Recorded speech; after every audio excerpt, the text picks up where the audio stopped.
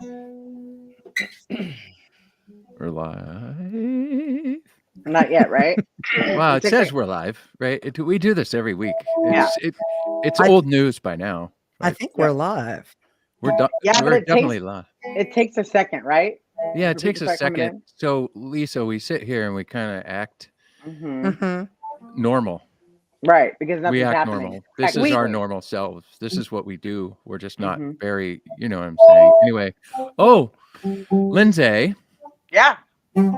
What day is it? It's Tuesday, Jay, the 15th. What happened on Sunday? The Super Bowl. Ah, the Super Bowl. Hey, Gabe, roll the clip.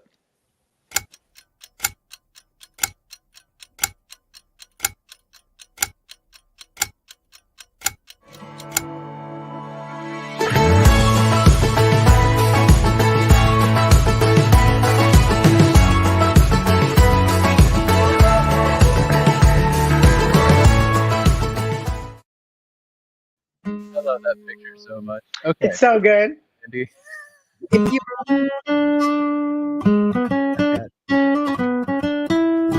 What time is it? What time is it? It's prime time. It's prime time. What time is it? What time is it? It's prime time. It's prime time. Oh yeah. Ladies and gentlemen, boys and girls, welcome to episode 64 of Taylor Guitars Prime Time. The show that really slaps you. Hey! Slap. I just learned that word, Jay. It slaps. We'd be slapping tonight. Because we got World Wide Web Manager Lisa Aragon with us on Primetime. Of course, Lindsay Love's here. Where she be? And Jay, it's time for you to start the show called Primetime. Primetime. Woo. You know what, Andy? I was thinking maybe we should work on that intro a little bit more. You never introduce yourself. Ladies and gentlemen, Andy Long. You never in the song you'd be like, and I'm Andy. Yeah, but like Paul Shaper never introduced himself. Yeah, you're right. He had that other guy who used to introduce Paul. All right. Well, anyway. We needed somebody else, I guess. You should start introducing him, like late night TV show. They're like, oh, yeah, so and so. I think that's an excellent idea. Actually, everybody. So you'd be like, oh, and Andy playing the 220, whatever he's playing. They got Club Nylon. This is fantastic. I like this. Ooh. Oh, it's 8022. Oh, 8022. Mama like. All right. Welcome to Taylor Primetime, everybody. They're pouring in. Everybody's coming in to hang out with us. Thank you for joining us on Tuesday. It's Primetime. Great choice of hats, says Paul Tobias. Paul, I wore this hat for you. Actually, you want to know why? I was going to wear a Nationals hat for Lisa, but I only have one. And we know the rules. I can only wear a hat if I have two or more of that. Is that hat. A rule? That is a rule. I never knew that rule either. Yeah, that is a rule. So I have two of these. I'm wearing one of them. Does that make sense? It's a collector's thing, I guess. I don't. Whatever. Wait. So you never wear the other one ever? It just stays like I have a bunch of hats that are just unworn and just taking up space, dumb space, bad use of space taking upper. You know what I mean? It surprises me that you haven't had to buy a whole other house for your hats. One day, that's my goal in life. It's to A, own a pet cow, and B, own another house for my hats. Hat house. Ladies and gentlemen, we have Lisa Aragon here. This is so exciting that Lisa's here. She's part of our marketing team. She is our web manager at Taylor Guitars. Everything you see on taylorguitars.com is her fault. Exactly. Everybody, please blame me. If it's broken, if the videos decide to embed code update and they all break, it's not my fault. No. And after this, we're gonna give you her direct email. Absolutely. Send all the hate. You know what? Let's just use the phone. I mean, everybody can just call me 3, 4 a.m. It's Just fine. use her address. Well, it's 1-800 lisasfault.com. No, anyway, Lisa is a genius, and she's like family to me, so I'm very excited to have her on the show. This is going to be a very, very fun show. So we're going to talk about everything behind Taylor digital marketing, basically web stuff today. This is one of those get to know you episodes on Taylor Primetime. All right. Remember, this is a Guitar Nerd podcast. Let's keep the feed clean. We don't want to have to put you in timeout. Let's keep the nerd in Guitar Nerd. What else? Welcome to the show, Lisa. Thank We're glad to have you. I'm glad to be here. Lindsay, it's great to see you. Your hat game isn't as on point as last week. Okay, that's fair. Since there is no hat game today. But your hair game is fantastic. Thank you. I'll go Absolutely. get a hat. I'll go get a hat. I know. Andy Lund, how are you doing? I'm well, Jay. How's it going? It's good. Where are you, Andy? I'm in the North Woods tonight. The North Woods. Is it cold there? It's not too bad for North Woods. I don't think you would like it too much because you were griping about Chicago weather 2 weeks ago, and this is even Chicago weather. It was just like polar weather. It was wait a minute. Polar You were vortex. griping about Chicago Yeah, weather. it was like 40 or something. I think at that time. It was polar vortex when I was here. It was like not a negative. vortex. It was Aren't you from Michigan? What's wrong with you? What did I say, Lisa? We're going to have this debate on this live podcast right here. I've said it before, and I'll say it again. San Diego makes you soft, and I am soft now. That's true. That's very true.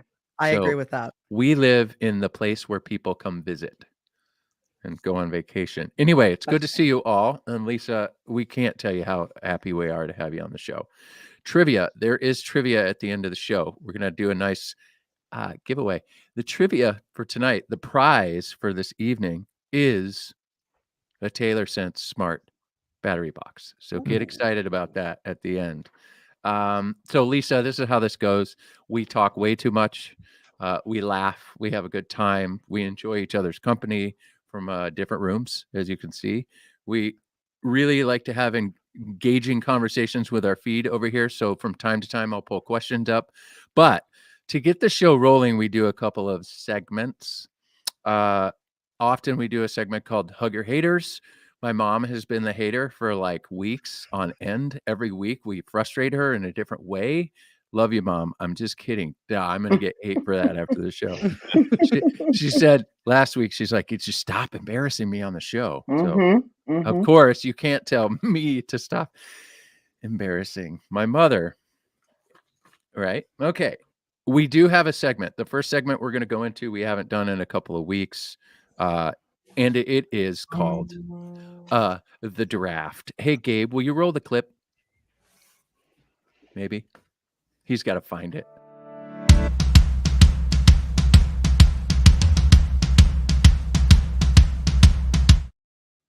Also, Lisa, from time to time, we roll these useless clips. Like that one, totally pointless clip. And that no one, anyway, you get it. Andy, take it away. Draft. This game is called the draft. Draft. Time to play the draft. Draft time. Draft. Time to play the draft. Lisa, because you're a longtime listener, first-time caller, you know how this game works, but I'll refresh your memory because you watch every single week, right? Every single week, religiously. The draft is just like a sports draft. We're going to give a handful of things. Matt Steele hooks us up with the draft topic. It's either 3 things, 5 things, whatever. We go around in a circle and we draft whatever we're supposed to draft. Does that make sense?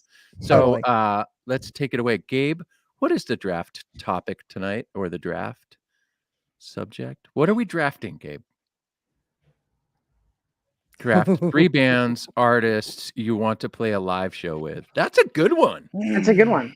That's a really good one. That is a good one. So we'll go one at a time, Lisa, and go ahead. Take it away. Who is the first artist that you want to perform with live?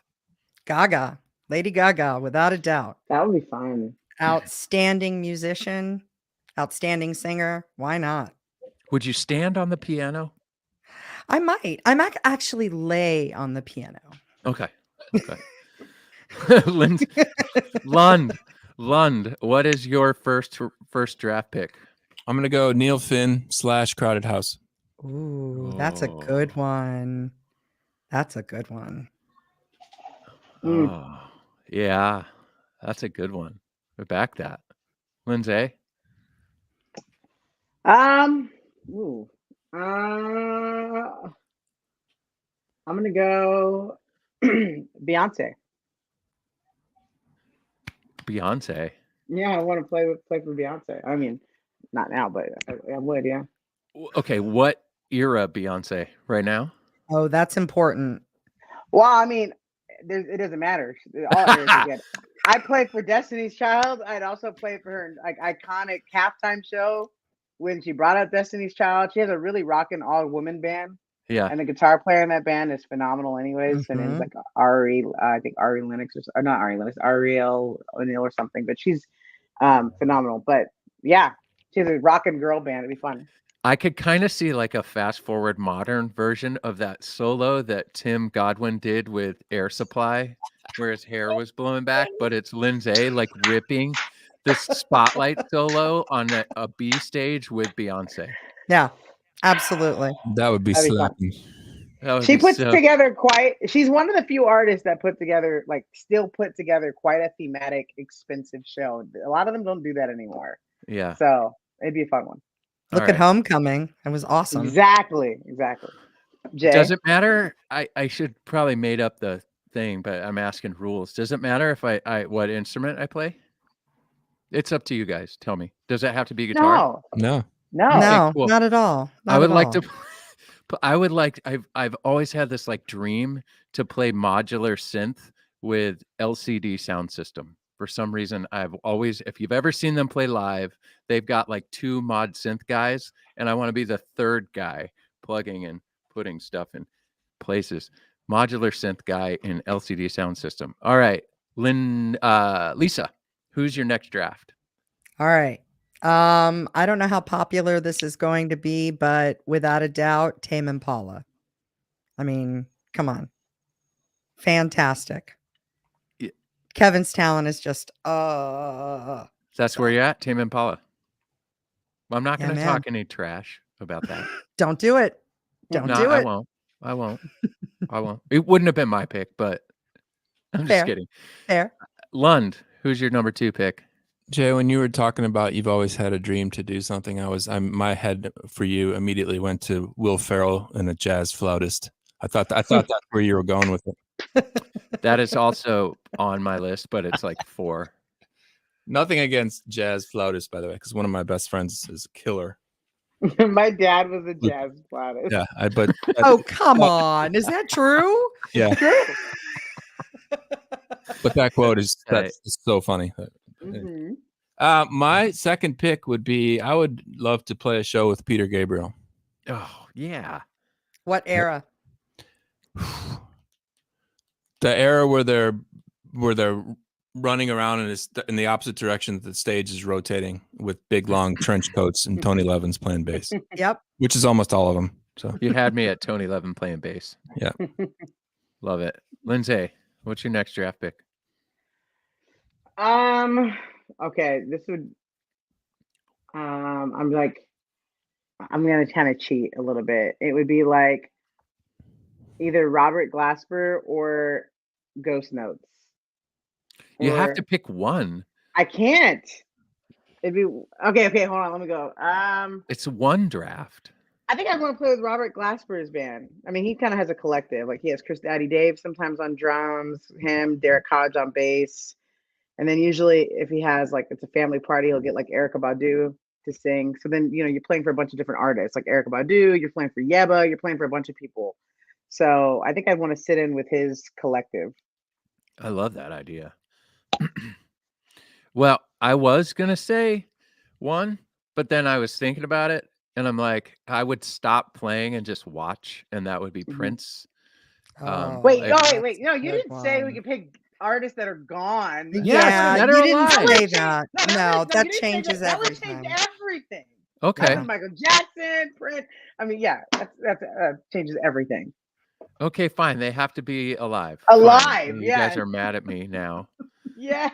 But if that person was dead, it would be Prince, but I wouldn't play. I would stop and I'd be like, oh my goodness, I'm on stage with Prince. Exactly. That would be tight. Okay, so alive. Oh man. Yeah. This makes no sense now. Fine. That's a tough one.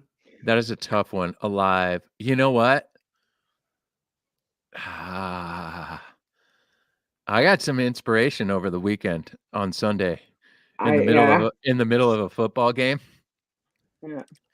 I got a lot of inspiration for that.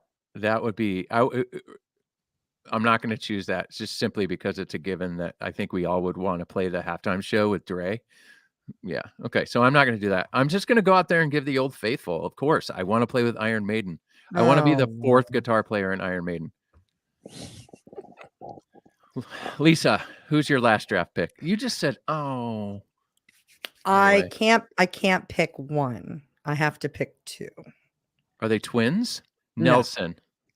No, because they collab. I can't live without your love and affection. No, they collab a lot. So if you know anything about 80s new wave, Duran Duran is all about just innovation. If you've heard their new album, it is just it's light years ahead of its time. In fact, it's just so incredibly produced. I'm shocked. I'm shocked that they're still playing so incredibly well. So yeah, I nerd out. I'm a Duranie for life. So Duran Duran, that's good. That's a good one, actually. I should have thought of that, but you got it. Anyway, Lund.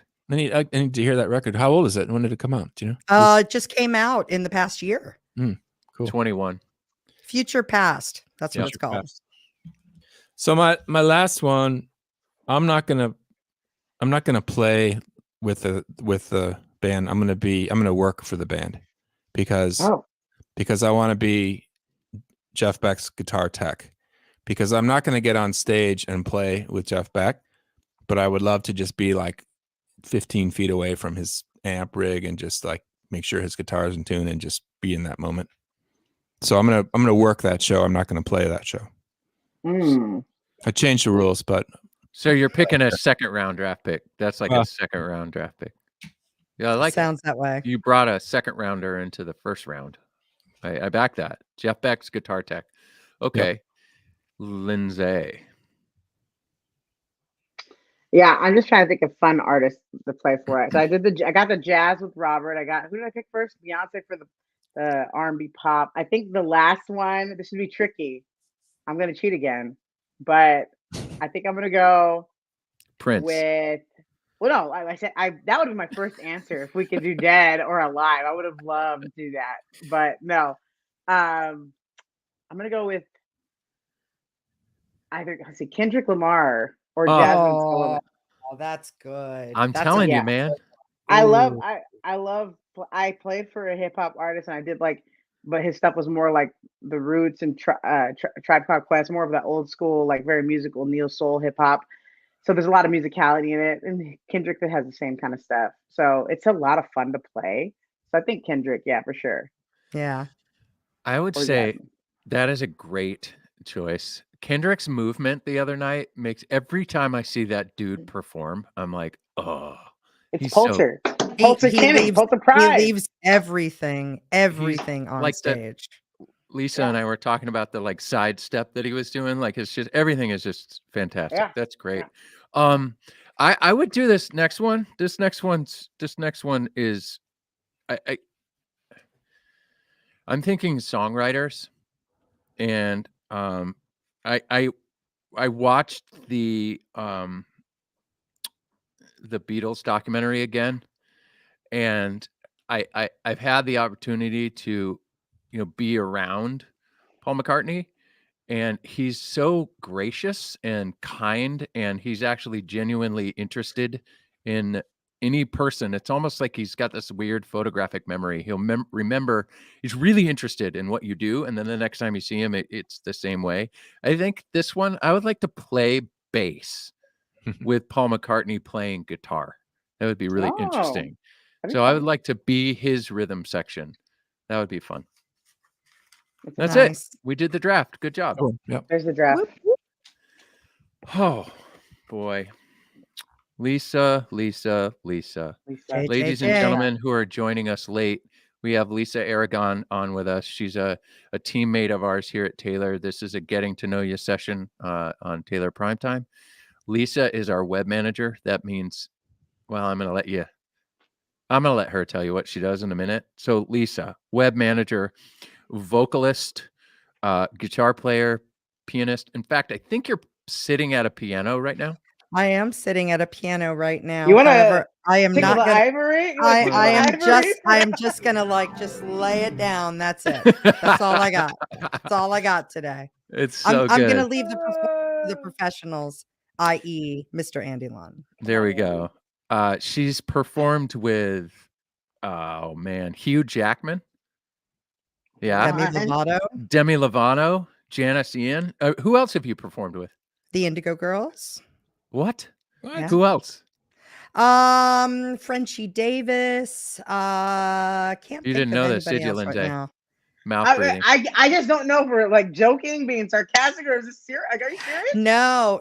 I've gotten some great performance opportunities with the San Diego Women's Chorus. So That's anytime, amazing. I know it's fantastic. Anytime that we have somebody come into town, they need a chorus to back them up. Usually, You guys. yeah, usually it's us, which is great. Oh, that's cool. Yeah, Yeah, it's a nice gig to have. She's mad talented, that's for sure. Vocally impeccable, and guitar playing is the bomb. So we won't make you play piano right now. But thank you. How long have you been? Or sing.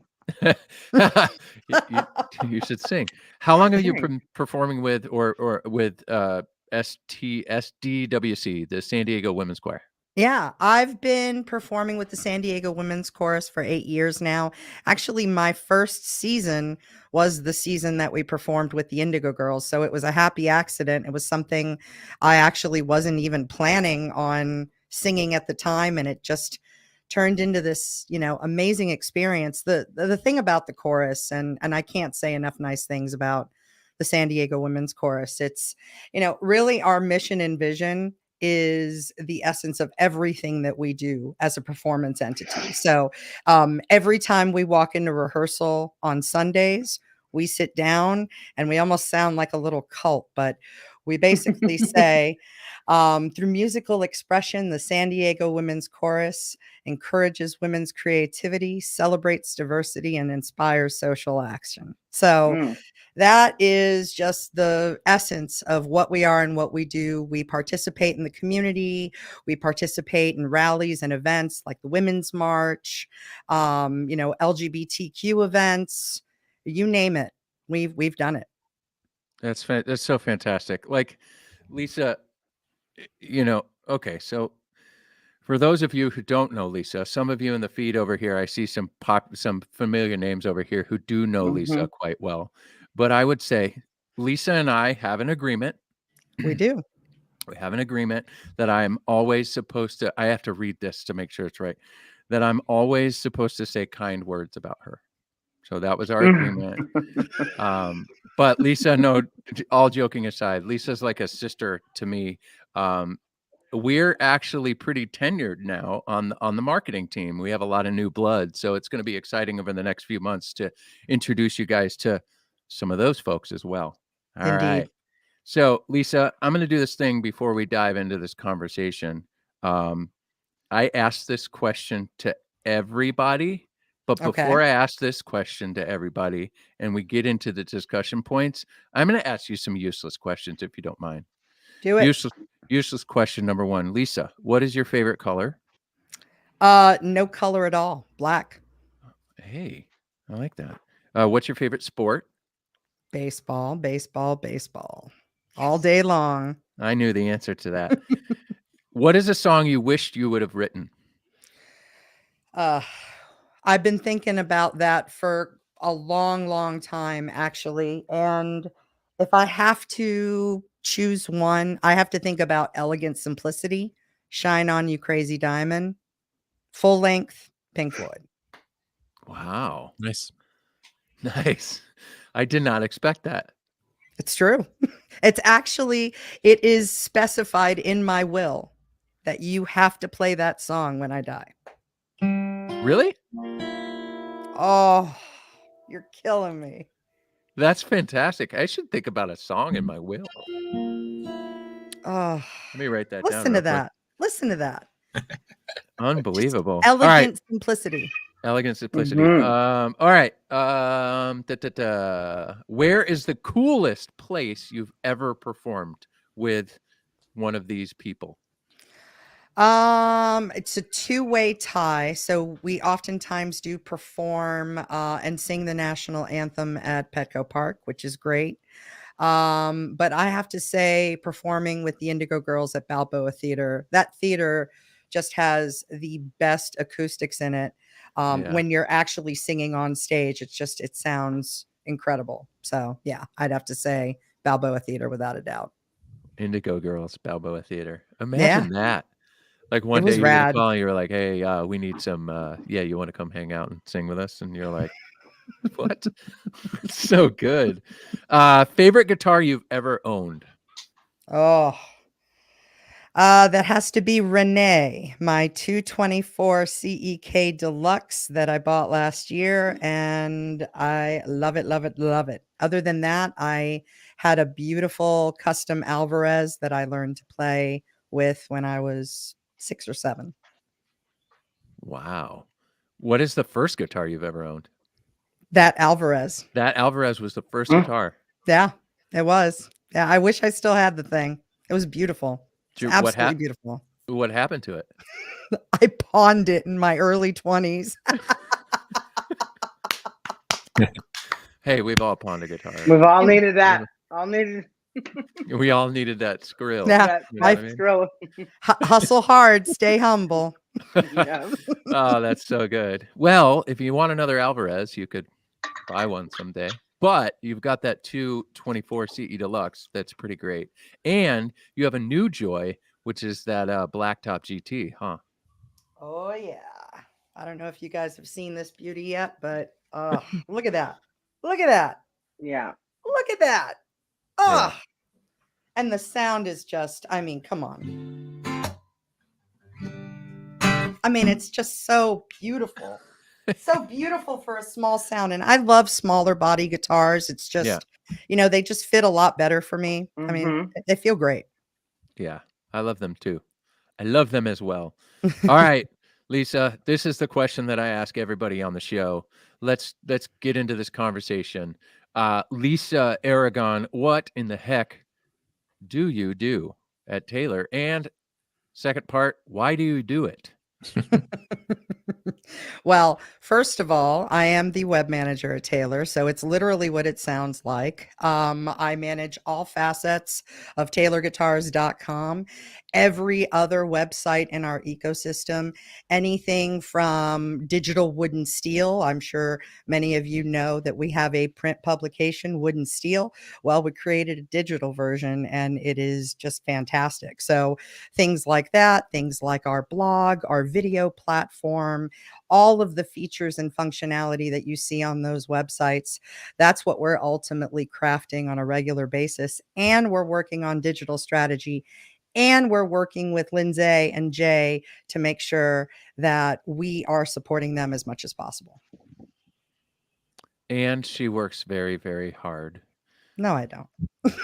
All of us work very hard, but there is a lot, if you can imagine how big our website is, and we can get to that in the discussion in a little bit, but there is a lot of responsibility that when, again, I say we stand on the shoulders of giants at Taylor Guitars, Lisa is a giant.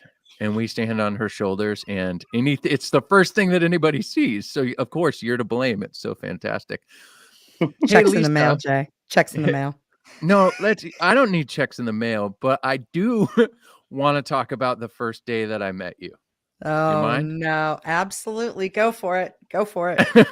Here it comes. Where'd she go? Can you hear her? Are you there? Yeah, I'm here. Yeah. Uh-oh.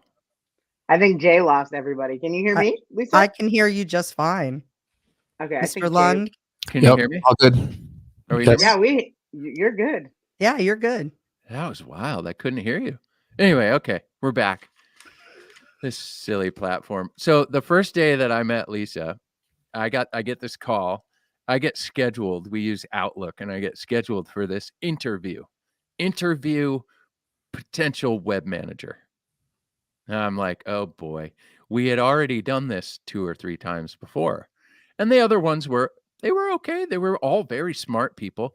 They were just, I mean, in some ways, way smarter than me.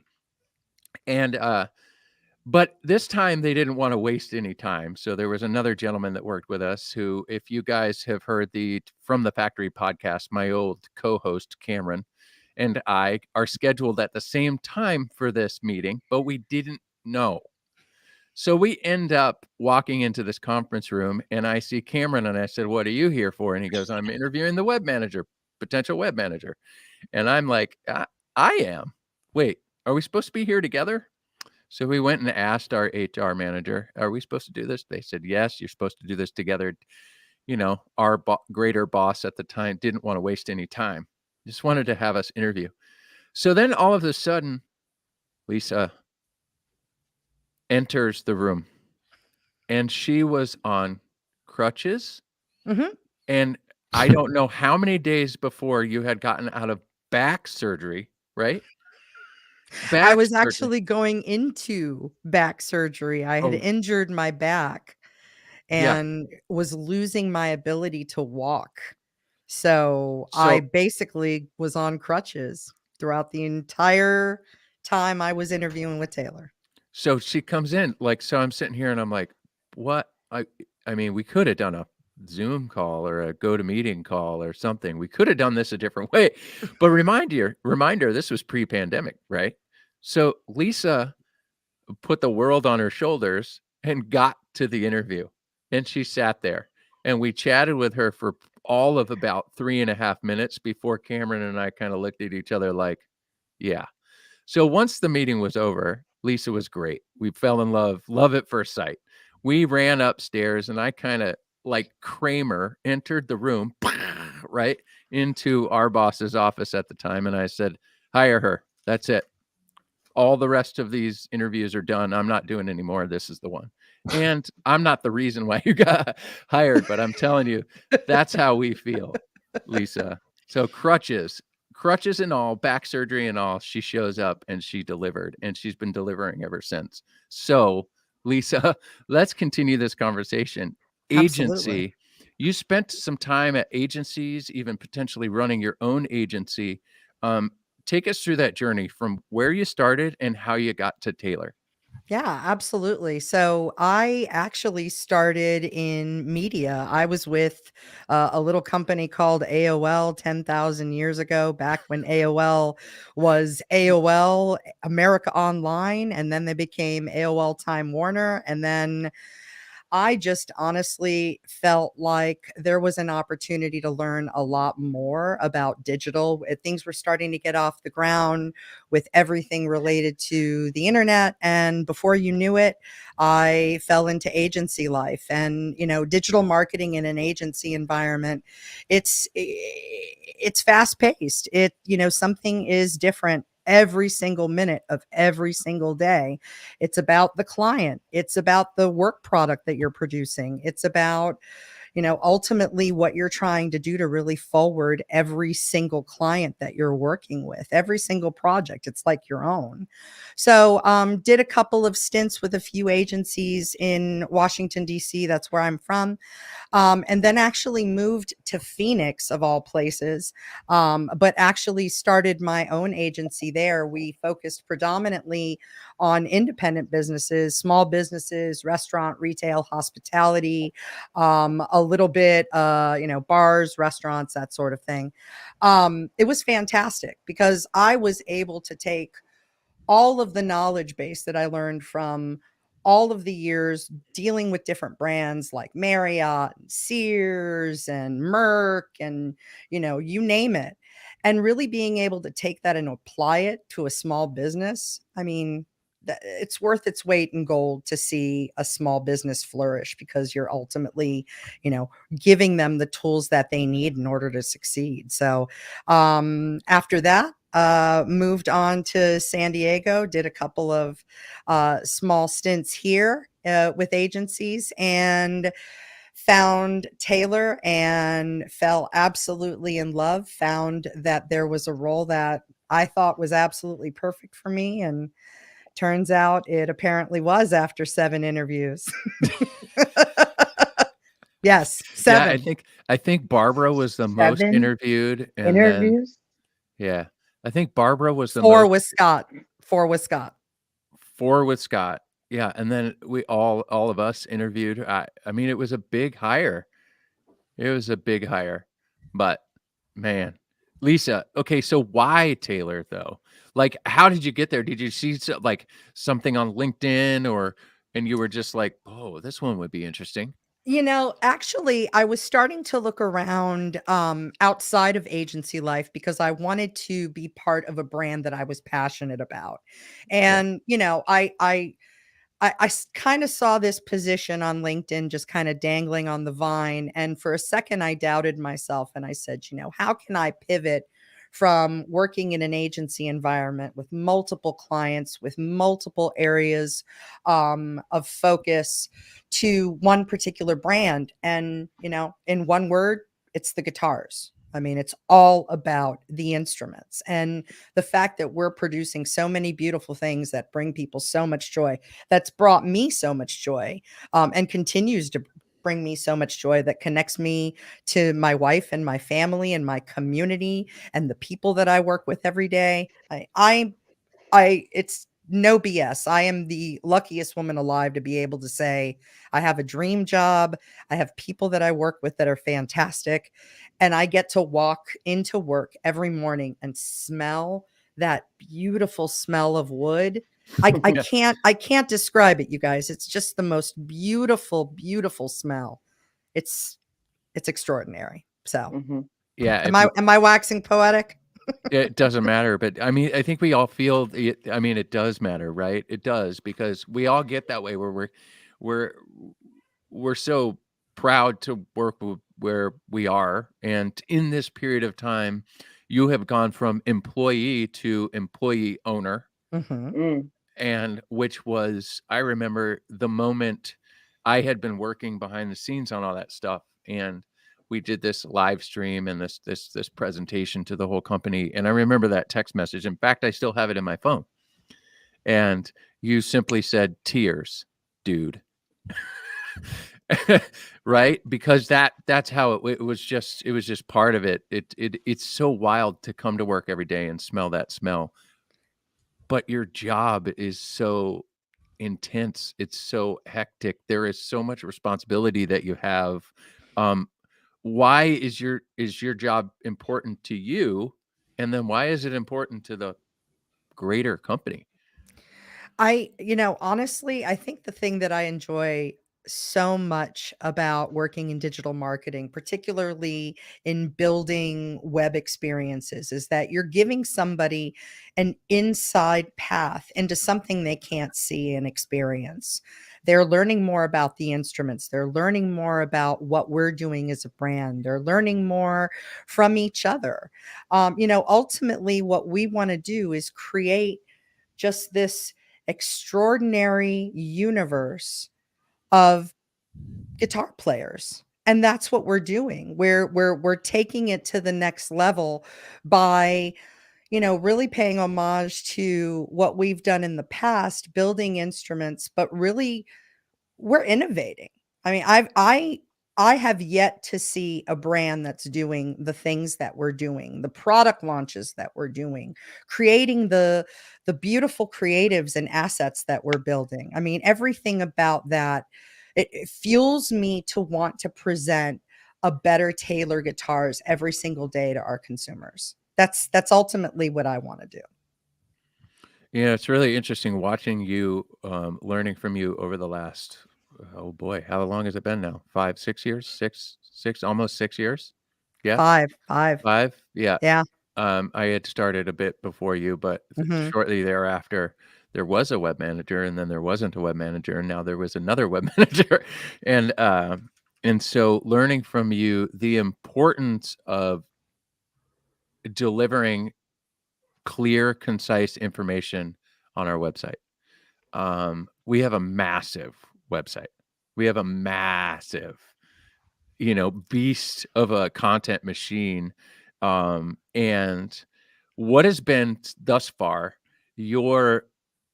I guess, the most exciting and the most fulfilling part of managing the web experience at Taylor Guitars? It's watching all of the extraordinary things that we've produced over the years coming to life in a digital experience. A good example of that is what I mentioned earlier. Digital Wood and Steel produces so much educational content, just beautiful imagery, beautiful video that we can feature and showcase, and being able to do that and transform something like a print publication. And think about it. Think of where print is going now. Being able to take something like that, something that's tangible, you can feel it, into something that you experience digitally. If you've done your job correctly, you don't miss print.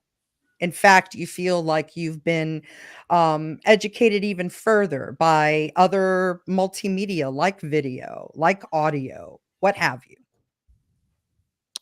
Yeah, it's massive, and you've done a fantastic job. So we take this consultative approach with our dealers and helping them grow.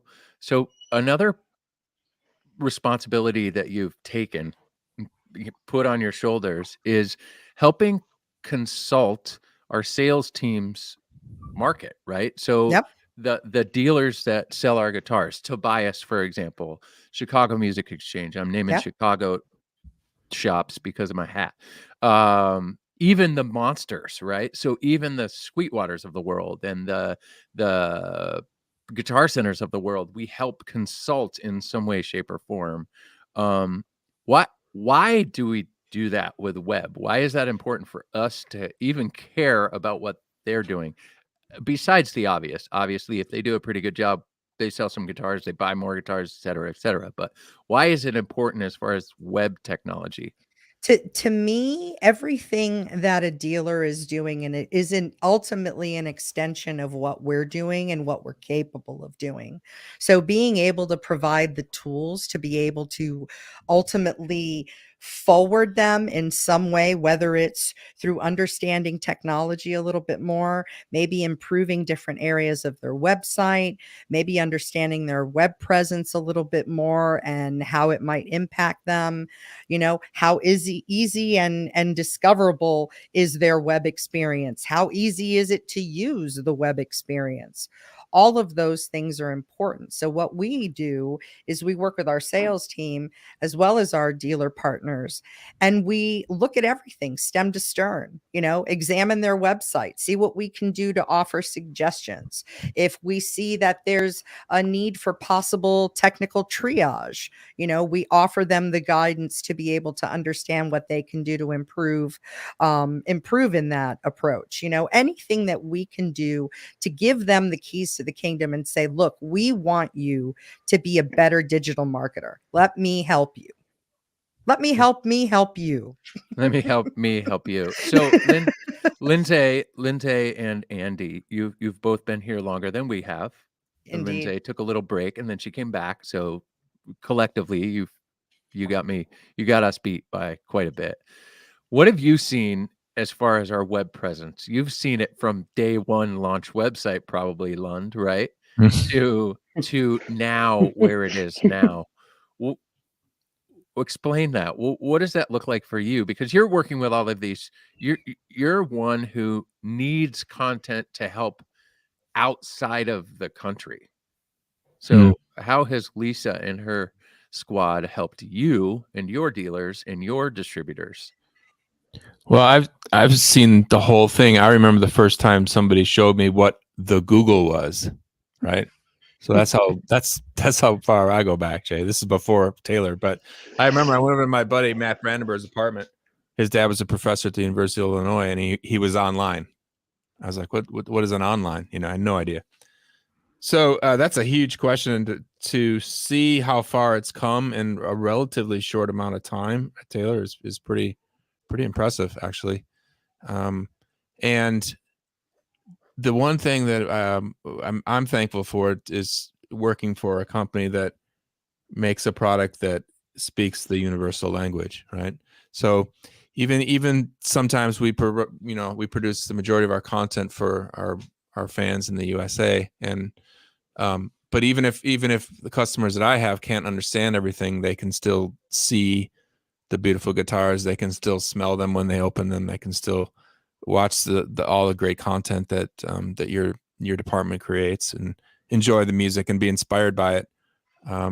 So it's hard to sum that up, man. It's like it's very, very impressive for a relatively small company to keep getting better at what we do. That's really important, I think, to all of us.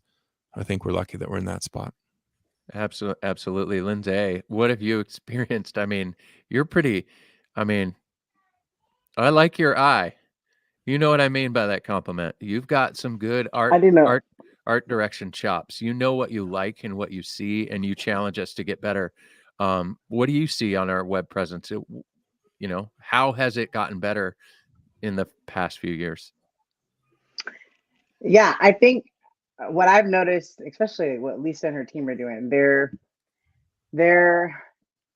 making our website a little bit more, for me, more digestible. Our website felt very cheesecake menu, if you know what I'm talking about, like for a while, where it's just like, okay, whoa, like what do I order here? I think a lot of people's website felt like that for a while. Like like the old style, like the early 2000s, you're just like, there's too much on this front page, and it's getting cleaner. It's getting more digestible. It's getting easier to navigate. I know that's just her and her brilliant team. More recently, I had the privilege to work with her and Colin and Carly and like the whole Wood and Still team. And Lisa mentioned earlier about being able to take this print experience that we've had, that we've been known for with our base, and turning it into something you experience online digitally. The digital Wood and Still, which we have a whole, like, I think Lisa, you would know this. I mean, I should know this. What, two exclusive digital Wood and Still issues a year? Three exclusive. And I would love to see more people kind of get to know about that. I don't know if maybe it's not as known as our print issues, but we did a whole issue together, and it was just mind blowing, the whole experience that they were able to put together. I worked on a piece, this is last year, the African American music piece, and My favorite piece that we've done in Wood and Steel by far. oh, No, oh, seriously, it just the functionality for it, the story itself, the yeah, piece, it just everything about it was top notch. your check's in the mail now, Lisa. Thank you. No, and We're just paying each other. and but just kind of explaining, kind of like with her and Colin, like what I think what would be cool if we had on this page, and then her finding the right plugins to really help bring the story alive, and doing the wireframe. I mean, it's just her and her team are just they're geniuses, and they're doing what Taylor needs to be brought into this just to be relevant, and brought into this decade of technology. It's ever changing. The decade of technology. That's Well, and if you really, think really the minute of technology, because it changes every hour. It seems well, like. and that's what I was going to say. The musical instrument space is, and I always like to say this, 3 or 4 years behind the times when it comes to digital marketing. And you see that a lot in the various websites that are out there. And you wonder, wow, there's so much opportunity here, And I want to be an example of that. I want TaylorGuitars.com to be an example of that. I think you're doing a fantastic. You are. You really are. Fantastic job. Thanks, bringing guys. us into the future. Yes. I just, in case you guys missed it, I did drop the link for Wood and Steel in the feed over here. So don't leave now, but later grab that link and I have a go. question that I just thought of, if I may. You can ask whatever you want, Andy. Yeah. Thanks, Jay. Wait, except for that. In a world, as you said, that is like you said, look what's happening to print. You said that a couple of minutes ago, right? Yeah. In a world that, we see Rolling Stone shrinking to nothing, and so many magazines, that tangible things disappear. What do you think keeps our Wood and Steel magazine viable these days? And why do we still do it? And do you think that is there a reason that we still do it? That's a great Because question. I think that's an excellent question. And, when we were first starting to conceptualize digital wood and steel, that was literally the first question I asked. Who's going to read this? Who's going to consume this information? And quite frankly, I think what really maintains that site is the content. And I know that that's a softball answer, but it's true. If you read the articles, I mean, they're written Really well. fantastically, really, really, really, really well. Folks, the writers that are on our staff, just, Colin and Jim. yeah, Colin and Jim, they're fantastic people. They're wordsmen. They're just fantastic. But yeah, I'd say at this point, what keeps us going is the level of quality content and the fact that we continue to innovate. People are hanging on our word. And that feels good. That feels really good. I would say that digital wood and steel, while we're in it, it does allow us to add other content, digital content, video content, musical content that you can't get in the print version. Now, that being said, we understand how wonderful it is to have that tactile experience, right? Grabbing that magazine. I always laugh. I talk to my wife all the time about it. She and I, one of the things, speaking of Valentine's Day, happy Valentine's Day yesterday. Anyway, Mhm. but one of the things that she and I have in common is we read magazines back to front. I've done this my whole life. I find it, I look at something interesting, and if I like the idea of the article, then I go to the front and read it. I don't know why I do this, but because of this, and because we launched the digital version, it's allowed us to QR code little breakout pieces in the print version, so that if you're not online, or if you're not, you're reading the magazine and you want to click on that with your phone and it'll take you out to Wood and Steel magazine, do it. Every single episode has Ask Bob live, like video Ask Bob little segments that are fun, right? When Bob asks or answers the questions that people have been dying to hear the answers for, stuff like that. It's fantastic. But I would say the content, you're right, Lisa. It's the content, it's the writing, it's the articles, it's It's the the visuals. Yeah. time and the effort that go into the visual and creating the visuals, the visual experience. Jim and Colin are just fantastic. I know they work with a couple of other fill-in writers from here time to time, but most of it is really two dudes and then the co-founders, two guitar nerds, and then the co-founders, right? Bob and Kurt always have their little articles that they do. Andy does a write-up. He does a column. Scott Paul, if you're into sustainability nerd stuff, Scott Paul's writing. It's just fantastic content. I mean, we're gushing over this like it's a sales pitch, but truly, that was a great question, Andy.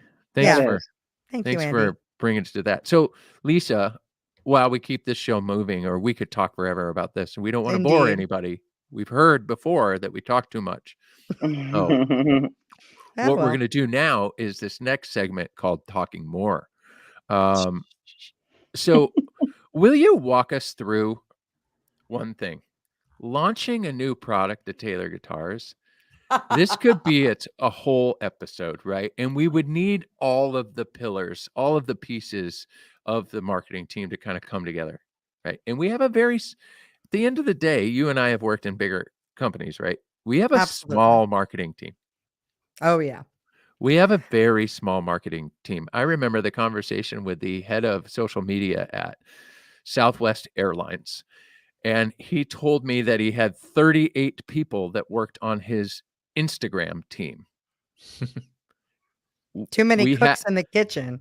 We have Matt Steele. Matt Steele is a badass. Absolutely. And we help Matt Steele get what he needs. We have Carly, who helps with, executing our Facebook strategy, et cetera, et cetera. But we have 1 or 2 people that are doing social. So when it comes to a guitar launch, walk us through the digital thought process of a guitar. How about this? Not a new product or guitar. How about everyone remembers when we launched V-Class bracing? So a technology. This is new to the world of guitar. Walk us through that experience. What was it like launching V-Class? Well, that's the great part of going through a product launch or a technology launch. You get access to those individuals that know everything about that product or that technology or what have you. So in the case of V-Class, we had the opportunity, in fact, correct me if I'm wrong, Jay, it was a 3-hour session with Andy Powers going into the complexities of V-Class after he went on a soul-searching surfing mission. And it was extraordinary to hear somebody wax poetic about creating a new bracing pattern. It sounds like something that might be a little too dense to understand, but once he was done, you could see it, you could visualize it. Really, you just took the experience, you knew the story that you had to tell. Jay's team does an outstanding job of really synthesizing those key points, taking that information into something you can ultimately visualize. What I do is work with the rest of the teams to ensure that all of those assets, all of the information is presented in such a fashion where people aren't overwhelmed. Lindsay, that's a really good point. People get overwhelmed on the internet constantly. Simplicity is key. And that's really, really, really the goal, is looking at everything that you have in front of you with the product launch, looking at every aspect of how it's going to reach different audiences, how you might conceptualize the different strategies, what artists you're going to work with, everything that you can think of from stem to stern. We work as a small and mighty marketing team to basically craft and ultimately deliver. Now, I can tell you that because we have such a small marketing team, we operate like a mom and pop shop, and it makes us scrappy.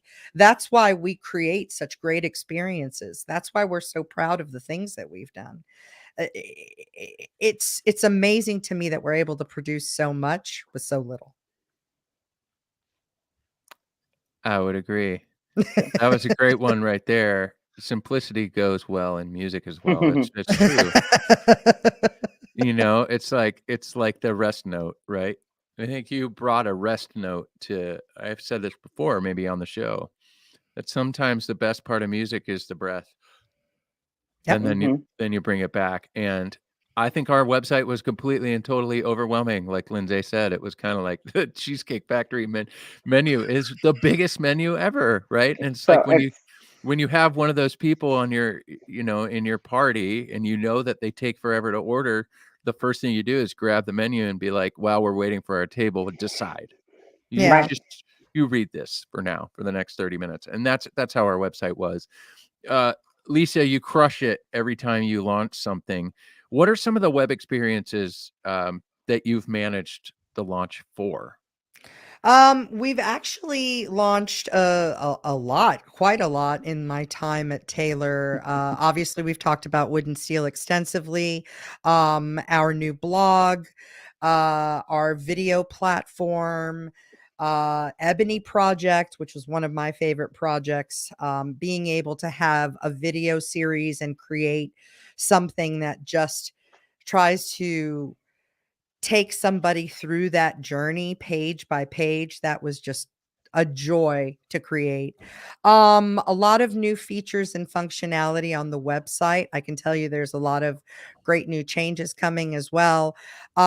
Basically any website that you see within our Taylor Guitars ecosystem is part of the past 5 years of work. What is there one that you're the most proud of? Besides digital wood and steel, I would have to say the Ebony Project. Just because and I always have this philosophy that everything is still in beta. Even if it's launched, you can always improve on an experience. Yep. But there was something about the Ebony Project. It was my first big project at Taylor, and we all in the marketing department collaborated on the experience. And, you know, for those of you that know digital marketing, you might be screaming in your head, "Why did you do that?"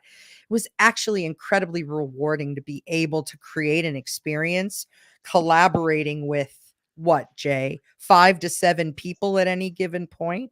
Yeah. It really came together in such a fashion that it made those assets sing even more if that were possible. Yeah, you built an amazing vehicle for us to pass that information through. My job was only to, you know, I got a call into a meeting and it was, we want to do a docu series on the Ebony Project, and we haven't, and of course, me being me, I'm like, well, why haven't we been filming this the whole time? You know what I mean? And then you realize, oh, that's because it's in Cameroon. And you hear Bob tell stories about the day Wayne Brinkley had to go get a broom in Cameroon, and it was like, you can't get a broom, right? We take that stuff for granted anyway. That Yeah. whole thing, Lisa, was such a monster. That was a proud moment for me. I think Wood and Steel, what you and your team have done with Wood and Steel, I'm proud to watch what the blog has become and what it is becoming. I was here in the first rebuild of the blog and annoyed by it, because it's difficult. It's hard to, put this information out there. I'm super impressed with the way that you've now taken over editorializing our website in certain areas. There's certain pages that are for storytelling, and certain pages are just, like we said, simple. Boom, boom, boom. Yep. This is what you need to know. And you've been a great asset to Taylor. Again, we stand on the shoulders of giants, and you are a giant. One last thing before we move the show along, we'll get into some Q&A. I see a few questions over here. If you have any questions for Lisa, this next one is we always want to give back to the listeners and to the viewers and give them something impactful, something authentic to go home with. So if there are digital marketing folks out there, or if there are business owners out there, or if there are, I know there are a couple, right? There's one, his name's Paul Tobias. He works with us. Hey, Paul. What information, what compelling information can you give the viewers and the listeners? Just one piece of information that you want them to understand and take home with them. Well, this is probably going to be the no duh moment of the evening, but I will tell you that never underestimate your presence online. I mean, I know that sounds ridiculous and it sounds fundamentally simple to everyone, but if you really think about it, that's your best foot forward. That's the first interaction that somebody might have with you, whether it's a product, brand, service, business, organization, entity. There's no, can you say half-ass? There's no half-assing that.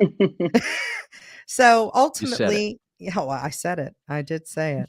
But you can't just do things in half measures on the web. You have to go all out. You have to present your best foot forward, and you can't just rest on your laurels. If you have a website, it's important to maintain it. It's important to feed the beast, to give it as much information as possible.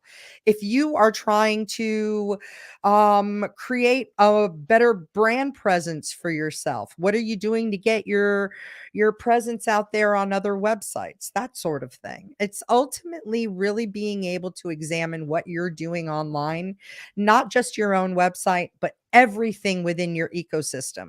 Think of it as your ecosystem. You take ownership of that. You can drive your own visibility online. So don't forget that, especially for those kids that want to post everything in their mother online. Not your mother, Jay. Yeah, my mom doesn't post anything online, but she does work closely with her church, right?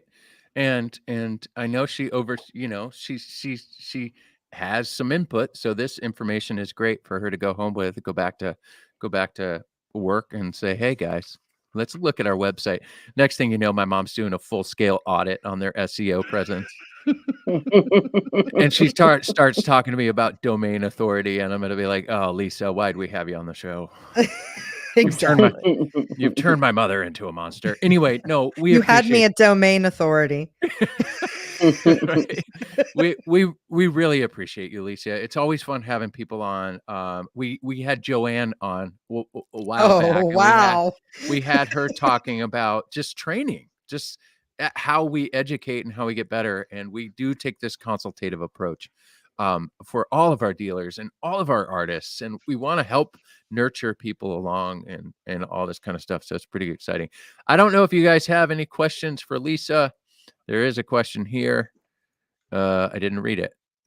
The video of Andy Powers introducing the American Dream was so impactful. Lisa, were you involved with that project? I was involved in that project, as a matter of fact. I mean, obviously, Jay Parkin is the master of ceremonies as it relates to anything visual.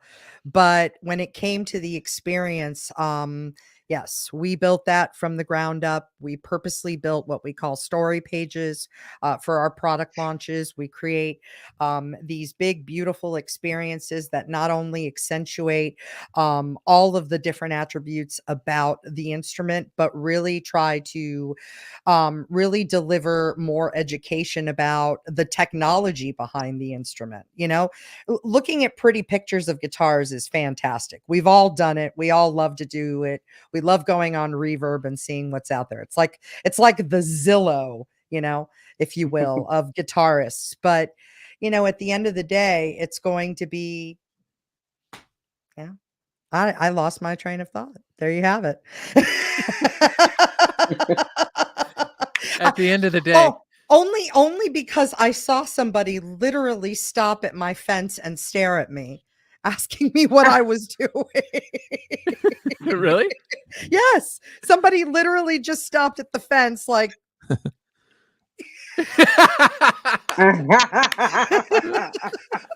that's so good. That's a first.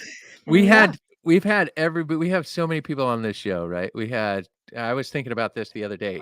Andy, you just said earlier in the intro song, this is our 64th episode. That means we've done 64 things, which is wild, right? Wow. 64 things, Lisa. Is that true? That's crazy. This is 64 things. Anyway, and we've had now Lisa. This is amazing. We had Lisa on. We had wonderful people we work with. Aaron's been on a couple of times. Bob, Andy, of course. Who else? Ben Harper was on. Ed Robertson.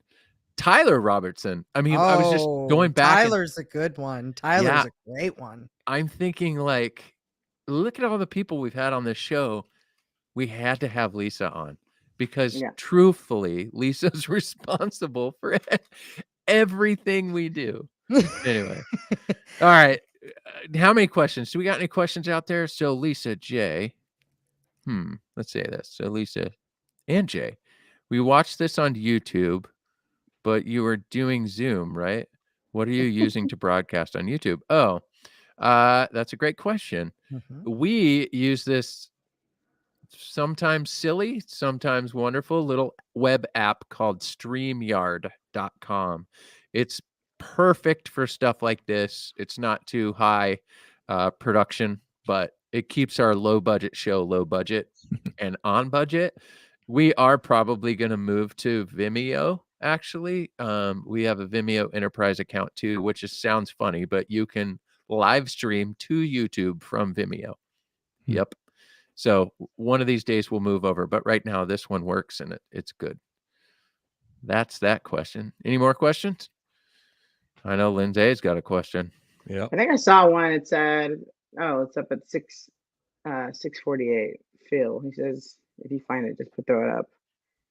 6:48. Phil Groschel, is that his name? Groschel? There are several guitar learning platforms like TrueFire and JamPlay. Fender has Fender Play. Does Taylor have anything like that planned? Monetized. No, but if it were up to me, I would give everybody free lessons every single day. So much like having Carrie Too Smooth on last week, we're gonna film some content with Carrie, and I would rather just give the information away and have us be the place where you can view that stuff both on YouTube. We do have a pretty intense video platform. Yep. We have a pretty intense video platform that we are updating on our website. Lisa is also running that show, but soon it will be a little bit more and easier to digest, like Lindsay brought up. We don't want it to be that Cheesecake Factory menu. But yes, my idea for lessons is you can go anywhere, but let's bring them all together and kind of push them out there. What do you need to learn? You might not need to learn how to play Smoke on the Water, right? There it And is.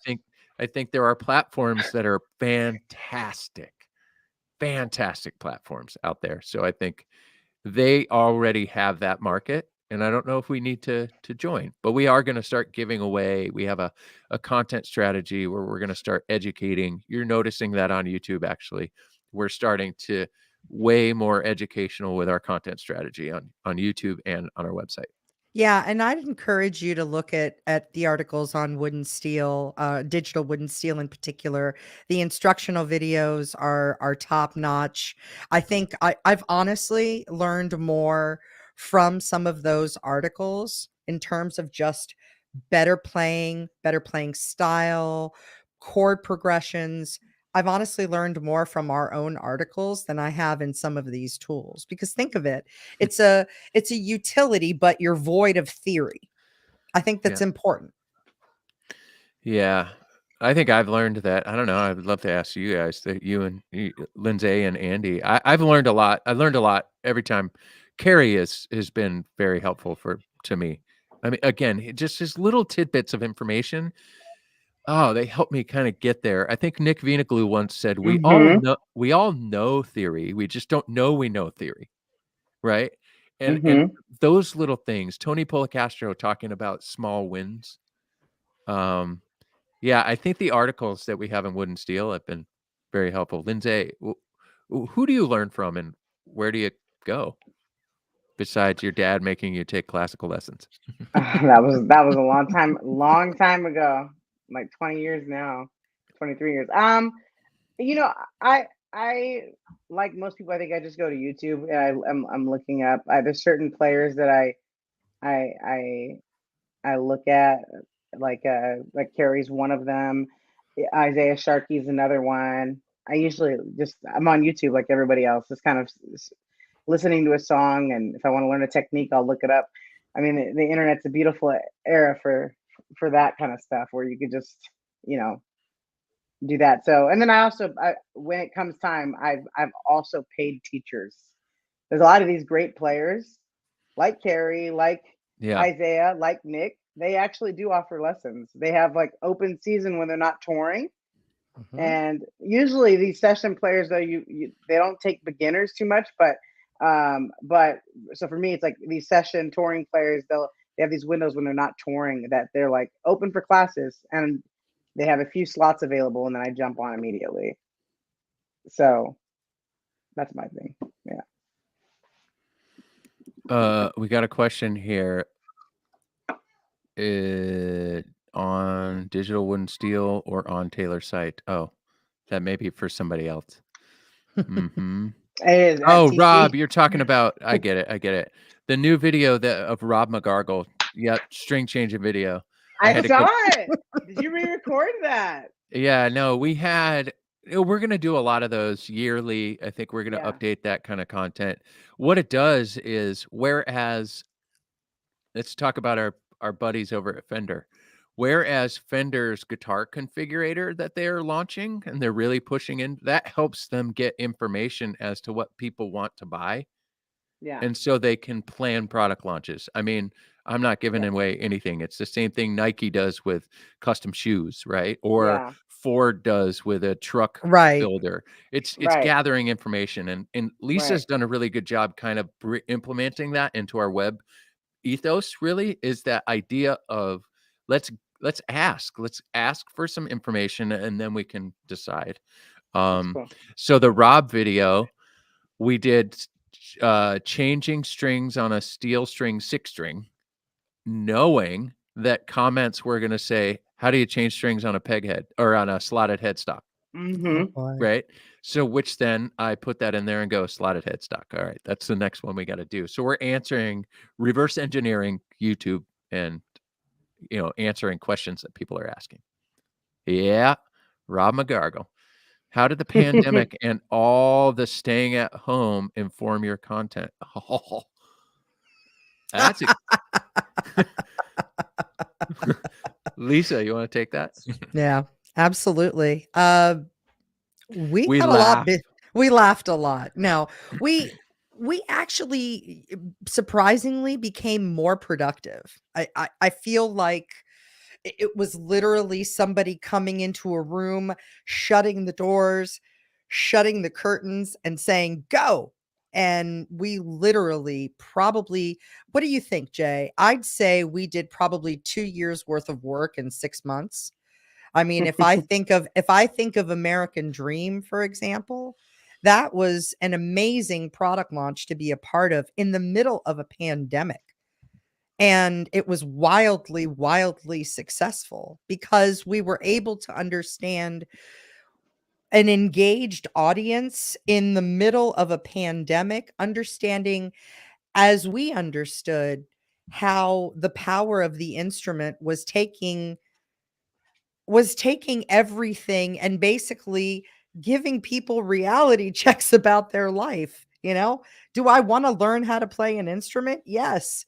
Do I need to buy a good instrument in order to do that? Yes. And I think we really did a good job of trying to understand the essence of where the human condition was right at the right time. And, it's good because we honestly care about the heart behind our consumers. It's not just sell guitars. It's we care about these guitar players. We care about every single instrument that's being opened as we speak.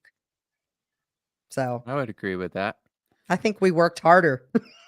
I think and we better. worked harder. I think we had to learn how to work smarter. Yeah. That's for sure. I would just say we did. I'll air a little bit of interestingly dirty laundry, but we they decided, some management, sales and marketing management, put the idea of the Taylor Days promotion together. And Lisa, back me up here. We launched it in 4 days. 4 days. 4 days. And I had, do you remember? I remember the number exactly. Are you ready? 96 video assets in 4 days. We had to create digital, like motion graphics videos. And I had my animator on like high alert.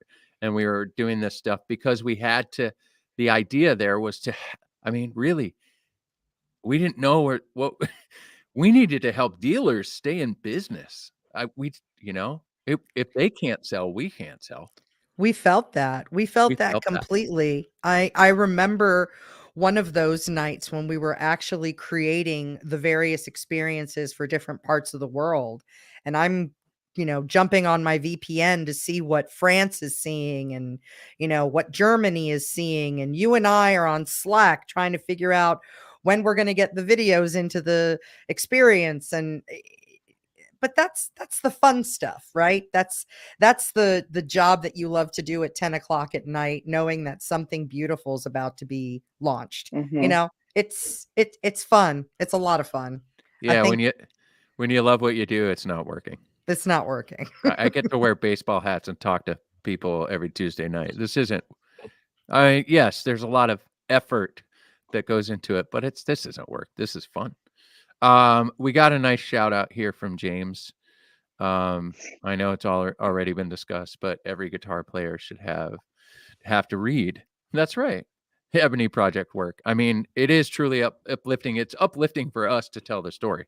We're inspired by it all the time. All right. We got one more question here, and then we'll move on to Lindsay's 2 more questions.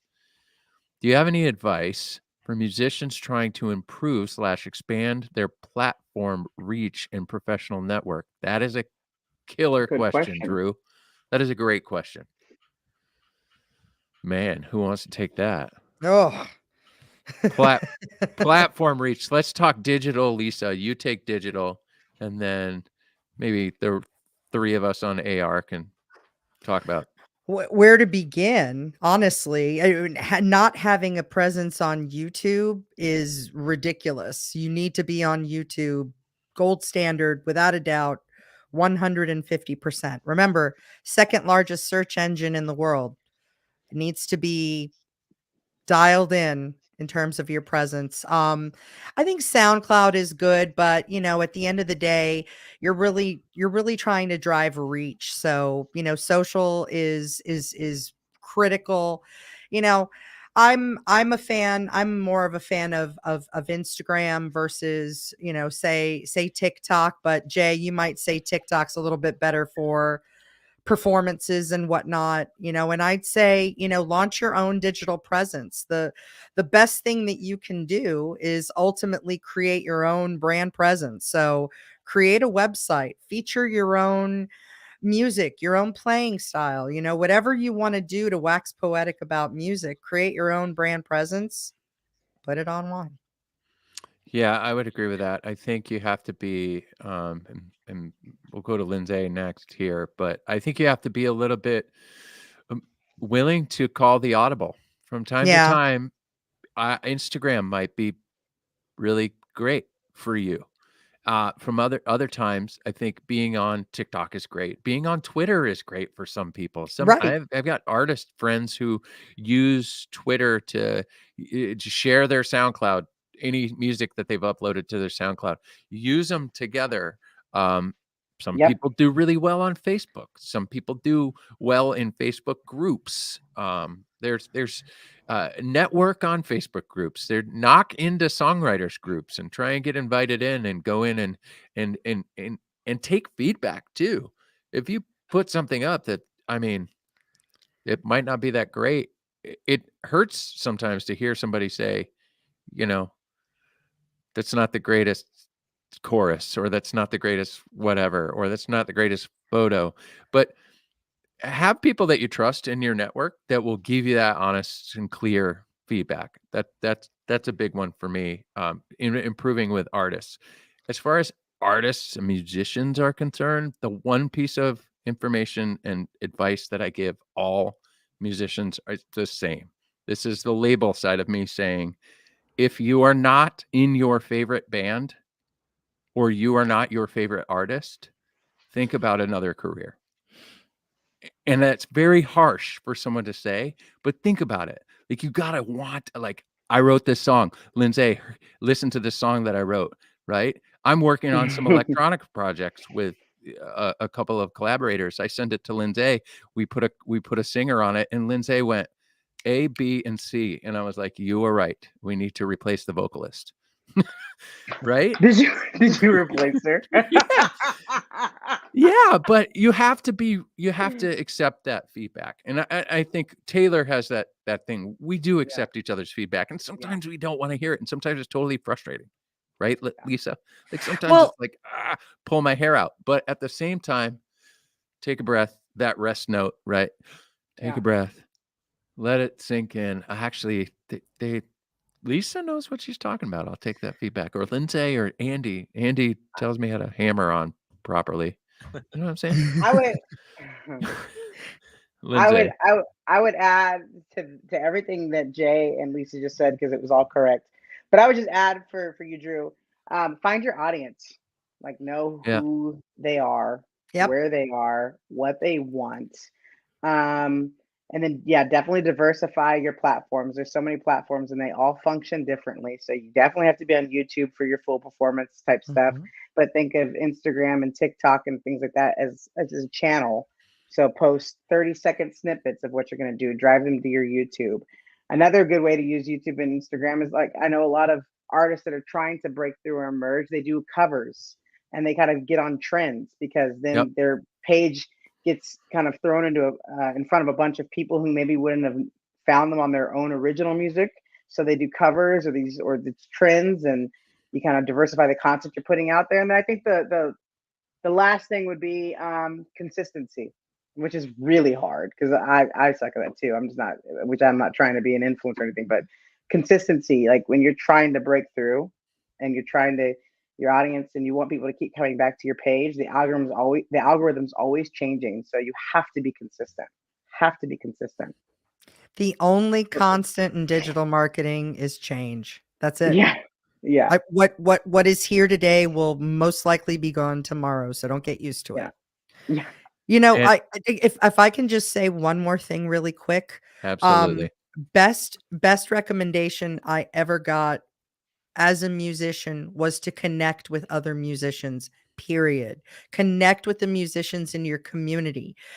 All types of musicians, all different genres, branch out. That's important. And, get out of your comfort zone. That's also important.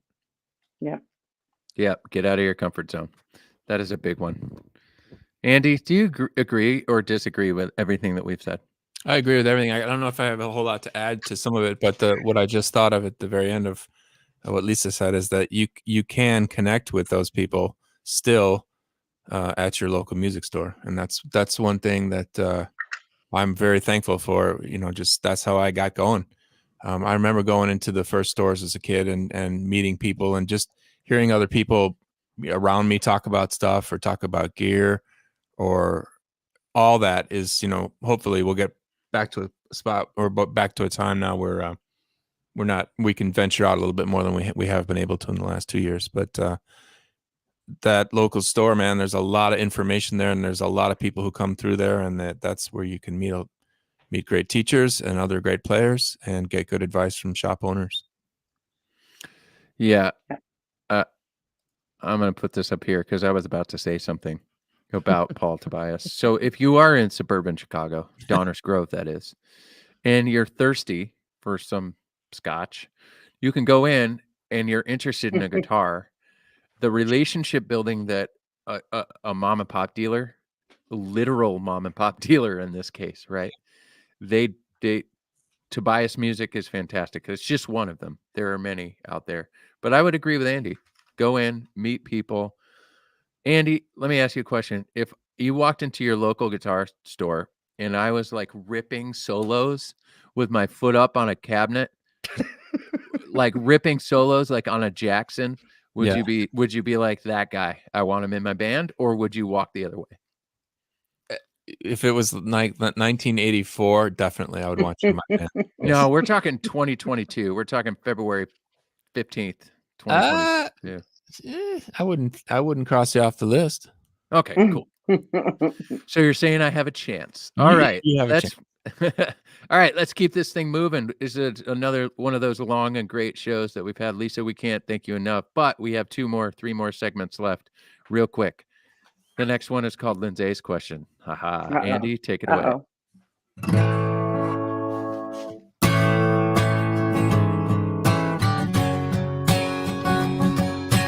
Love has a question for Lisa. Lisa will answer to love. Any topic is on the table.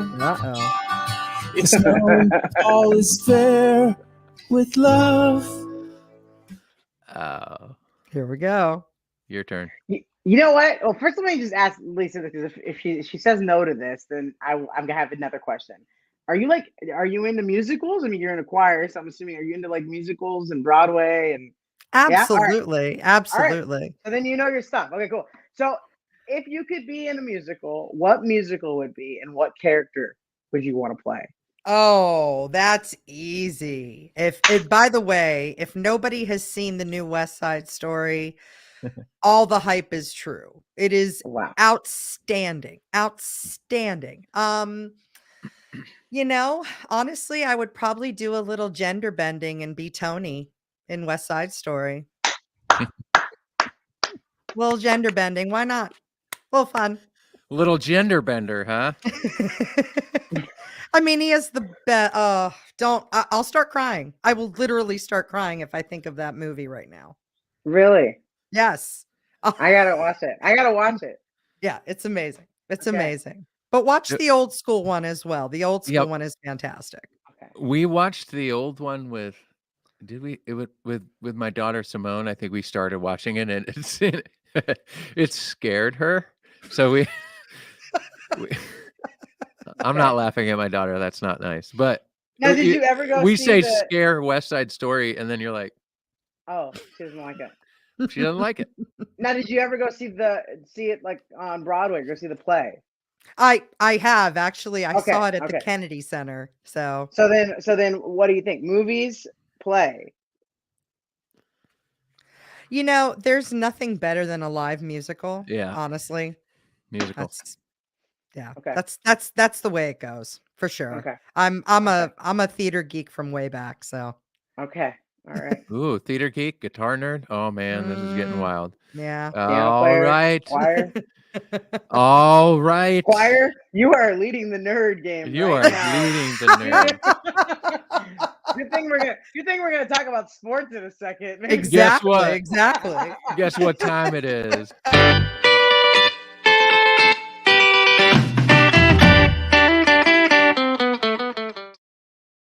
Haha, Andy, do you have a song?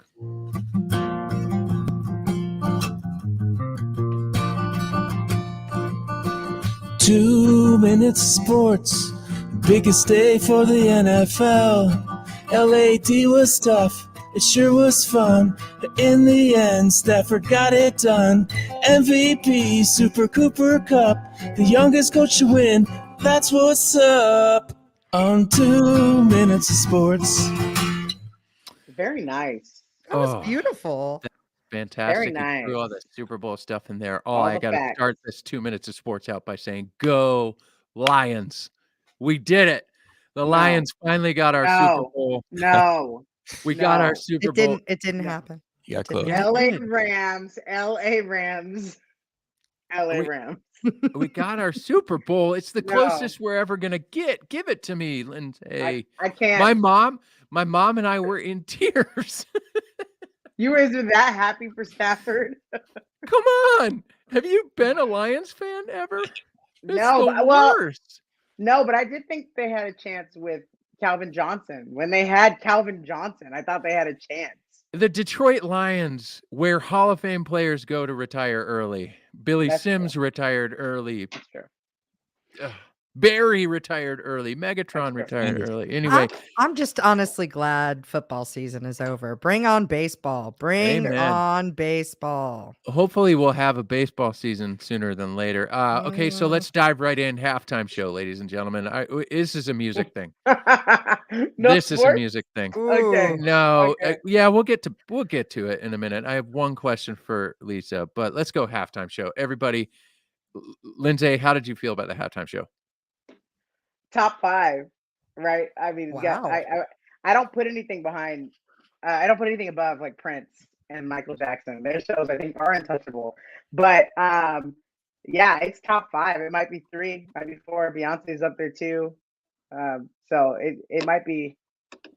It was phenomenal. I knew a lot of people in the band. So the Taylor you know, player. Yeah. Taylor player. Taylor player Rob- up there. Rob Geringer, yeah, Taylor player is my little brother. He was the guitar player in the Baby Blue, really feeling the music. Yeah, the arrangements were amazing.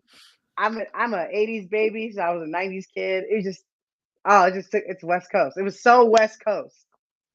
I love it. Yeah, it was phenomenal for me to see. I mean, also the Detroit blood when my boy Eminem stood up there and that That's right. started That's happening. right. That's right. That gave me chills. That totally gave me chills when he was up there. It's Yeah. so good. It's so hard. That's a big performance. You barely can hear anything. It's just insane. But Yeah. they did a good job. So all in all, Andy, how'd you feel about it? You watched It it. was a massive production. And that was my favorite part too, Eminem. But that was when he came on. The energy that he brought with that was just kicked it up a notch. That was That my song. favorite. Yeah. We can't walk away from this without talking about Mary J. Come Oh on. my goodness. Mary Oh. J was probably my favorite part. I mean, Mary J. That She's- voice, nobody has a voice like Mary J. There's I just have to find something. it. There's just something underneath. I don't know what it is. Yeah. Oh, Yeah. I have to see if, like, I'm interested to see, like, you know, a lot of the singers and a lot of people are trying to do more live at the Super Bowl. They did Yeah. playback for a while because it's hard to mix and you don't want to mess up. it's hard. But It's hard to hear. Yeah. But some of them are doing it live. Like Lady Gaga was live. I think Beyonce was live. Obviously, Prince and them were live back in the day. I want to see if like they were live, like the vocalist specific, because she sang her butt off, and it sounded. She sang her great. butt off. She sang There's her butt- it always sounded great. There's always tracks in hip hop, right? Because there's Oh yeah, layers. there's always There's tracks. layers, and Eminem didn't sing all the parts at one time. No. And I know there were some challenges with that kind of stuff, but anyway, No. it was top. I would say top 5 for me. I appreciated it. The Rolling Stones were good. Yes, I hear everybody with their gripes on that one. I get it. Prince was Prince. Come on. Prince. I mean, Gaga. It rained. It rained when he sang "Purple Rain." Yeah, that's all right. That's a This has spirit turned movement. into This has turned into 17 minutes of sports. So I have one last Well, we're question talking for about Lisa. music. Yeah. Yeah. Okay. We went back to music. All right. So Lisa, who's your favorite baseball player? You know the answer to that. Come on. Say it out loud. I want you to admit it. Bryce to the world. Harper. Bryce Harper. Bryce Harper. Oh. Oh, love well, it. you know, it's a 3-way tie. I am a hometown girl. I love Tatis. I love Machado. I mean, come on. Yeah, they're fun. Fun to watch. That's for sure. All right. Yeah. Well, where are you from? You're from I'm, DC or are you from San Diego? I'm from DC, but I always root for the hometown team. So, you know. Okay. All right. Yeah. All right. Yeah. Right. And, you know, I walked away from the artist formerly known as the Washington Blank. So, you know, now they're the Commanders. So The Really? Commanders. The Commanders. I Yes. know. It's ridiculous. The Commanders. The Commanders. Oh, what a terrible. Anyway, all right. Now we got that. 2 minutes. It's 15 minutes of sports is over. Yep. And it is time for Evan's question. You guys know the deal here. So Evan came and started giving us a bunch of questions because for a while there he was answering all the trivia, and we thought that, you know what, he knows everything, so let's have him write the questions. So not only did he do that, I don't know if you watched last week's episode. Evan went in last week and took minutes. He took notes for the Carry Too Smooth episode. So if you missed that, I put a link in the comments of last week's Primetime episode if you want to see notes from last week. A lot of really good information from Carry Too Smooth. Evan, thank you very much for that. All right, here are the rules. Paul Tobias, Gabriel O'Brien, and Evan cannot answer the question. Those are the rules. If you win trivia, again, it is a Taylor Sense. We're giving away a Taylor Sense. If you win the trivia question, you got to be the first one to post your answer in the comments. Gabriel O'Brien will post it on our screen so that we can see it. And then afterwards, you'll send us an email to primetime@Taylor Guitars, and we will get you situated. All right, here we go. Evan is hardcore. That is true. He said it was his pleasure. You're a stenographer, man. We were talking way too much last week, just like this week. All right, Gabriel, what is Evan's question this week? Name all the series that are built in the Tecate, Mexico factory. That's a great question. No cheating. Very good question. No cheating. Who can answer Evan's cue? You, maybe it is you. Paul and Gabe won't answer, even if they knew. Who will answer Evan's cue? Did we get it right? Ooh. Not yet. Ooh, not Wait. yet. Not yet. No. Not yet. Not yet. Oh, Not oh, yet. oh, oh, There's oh. one missing. There's one missing. Technically, it's 2. That guy had it right. Yep. Yeah. Yep. There's 2 missing. No. Stan. Stan has it right. Dan. Oh, now everybody has to get a prize. No, Stan has it right. Stan, step 3. It's a baby, big baby, GS Finney Academy 100 and 200s. Sambo Nice. did it first. Sambo, Baby. he didn't get the big baby. Did not get the big baby. Exactly. It's two different series. Yeah. It's 2 baby. different series. So it's Stan. He got it. Oh, man. Nice. Well, we just teased everybody. So maybe I have a question. I'm going to throw this out there. If we made Taylor Primetime t-shirts or hats, would you be interested in them? That is the question. Ponder that while Andy Lund sings us out. And tell us next week, would you be interested in Taylor Primetime merchandise? Lisa Aragon, thank you so much for hanging out with us. We love you dearly. You work your tail off all the time. Yes. We are pains in your behind sometimes when we don't deliver content on time, but I get it. Or thumbnails for or thumbnails for Wind Steel, but I get it. I'm here to apologize for that, but we appreciate you. Thank you so much for hanging out with us. Everybody, thank you so much for joining us week in and week out. It's fantastic.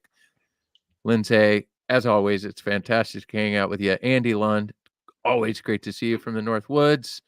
Would you play us out? Maybe. What was it? What was it? It was prime time. It was prime time. What the heck was it? Rolly. It was prime time. Oh. Up, Rolly. Lisa's world is digital. She started with AOL. She showed up to Taylor on crutches. 7 interviews did go well. She loves the smell of that factory and converting print to web. Giving out keys to the kingdom. Don't go half-ass on the web. Things you learn on time. On a Tuesday. Good night, everybody. Thanks, Lisa. We'll see y'all next week on the Prime Time. Prime time. I'm hanging up now. I'll see you guys next week. Maybe. Bye, y'all.